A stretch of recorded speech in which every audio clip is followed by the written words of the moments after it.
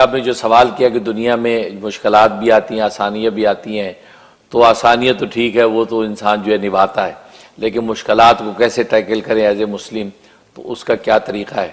بڑا اچھا سوال کیا ہے، اس لیے کہ آج جو ہے وہ جب مشکلات آتی ہیں تو آج کی دنیا میں انزائٹی، ڈپریشن اور اس طرح کی چیزیں پیدا ہو جاتی ہیں، انسان اتنا فرسٹریٹ ہو جاتا ہے تو دنیا اپنی زندگی سے بیزار ہو کر سوسائڈل جو خیالات آنے لگتے ہیں، اور نہ صرف خیالات، بہت سے ایسے واقعات ہیں کہ سوسائڈ کر بھی ڈالتے ہیں لوگ، اور وہ یہ نہیں سوچتے کہ وہ کہتے ہیں میری اپنی جان ہے، وہ اپنی جان کو ہلاک کر لیا، اس کو پتہ نہیں اس کی جان کے اور کتنوں کی جانیں متعلق ہیں، وہ ساری کی ساری متاثر ہوتی ہیں، بھلے بوڑھے ماں باپ ہوں یا جو اس کے بہن بھائی ہوں، سب کی زندگیاں جو ڈیمیج ہو جاتی ہے اس کے ایک کی حرکت کی وجہ سے۔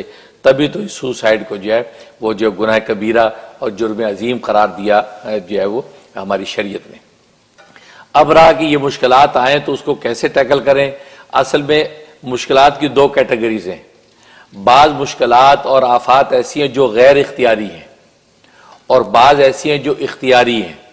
اختیاری غیر اختیاری کا مطلب یہ ہے کہ غیر اختیاری کا مطلب وہ ایسی ہیں کہ اس میں آپ کی تدبیر کچھ کام نہیں آ سکتی، آپ جتنی تدبیریں بھی کریں وہ چیز نہیں، ہٹنا نہیں ہے۔ مثلا موت ہے، جیسے مہتاب صاحب کی موت کا ذکر کیا، وہ 35 ایئر کی عمر ہارٹ اٹیک ہوا، فوت ہو گئے، کوئی تدبیر کام نہیں آئی۔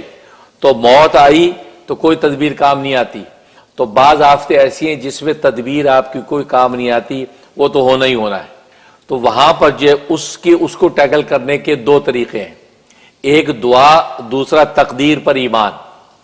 تقدیر پر ایمان لائے کہ اللہ کی دوست ہے، تقدیر کے اندر یہ منصوبہ لکھا ہوا تھا، یہ ہونا تھا اور وہ ڈن ہو گیا۔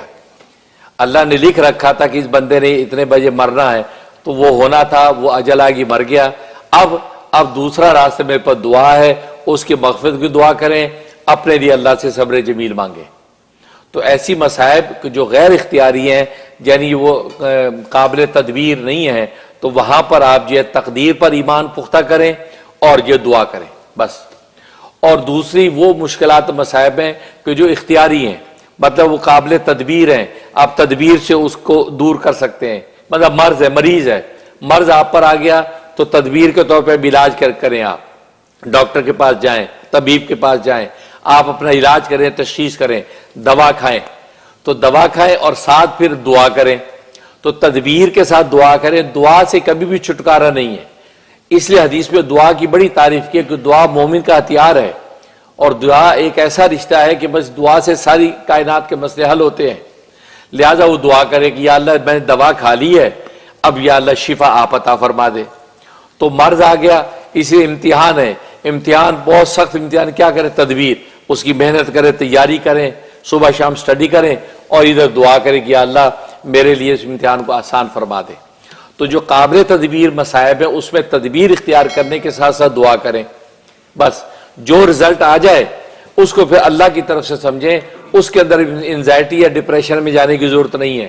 وہ سوچے کہ میں تدبیر بھی مکمل کی ہے اور میں نے دعا بھی پوری کی ہے، اب اس کے باوجود نتیجہ میرے منشا کے خلاف آیا ہے، اس کا مطلب کوئی اور ایسی طاقت ہے کہ جو میرے منشا کے اوپر غالب آ گئی ہے۔ وہ طاقت وہی ہے جس نے مجھے پیدا کیا ہے، جو تدبیروں کو توڑتا، تدبیروں کو بناتا ہے۔